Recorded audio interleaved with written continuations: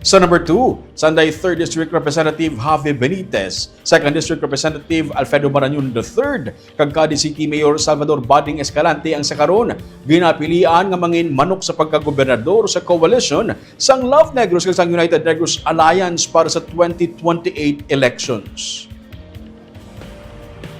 Ginsiling sang Martes ni Bacolod Lone District Representative Albi Benitez ang Love Negros nga ang coalition o kung si Benitez ang Love Negros nga ang coalition ang nagsapol sang Lunes kag wala pa sang final choice para sa 2028. Sa interview kay Marañon nga chairman sang UNEGA sini nga Miyerkules, iya ginsiling nga sila ang nagahilisugot nga maga-field sila sang one common candidate para sa pagkagobernador sa 2028. Sa iya nga bahin suno kay Marañon kay isa man sa na-float ang iya nga ngalan, lantawon niya pa kag pangamuyuan.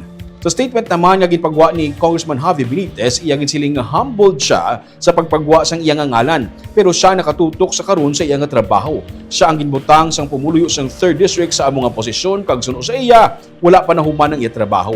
Ang desisyon sang grupo suno sa kay Marañon ang ginapaabot early 2028. Wala pa matalakay ang para sa vice gubernatorial post.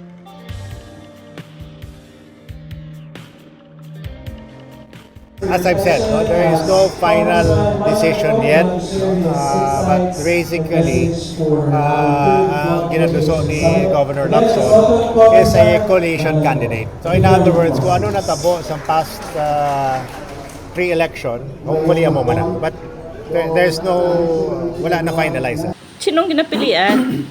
Well, si Bading, si Javi, ang ako nga lang, gin-float man to nila. So, basically, ito mo na. For Vice Governor may gina-float man.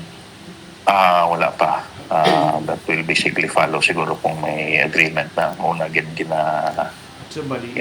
So, ang governorship. Pero ikaw, Yakong, available ka gid Yakong for governor? Nawan lang na ako na ang atong pangadian.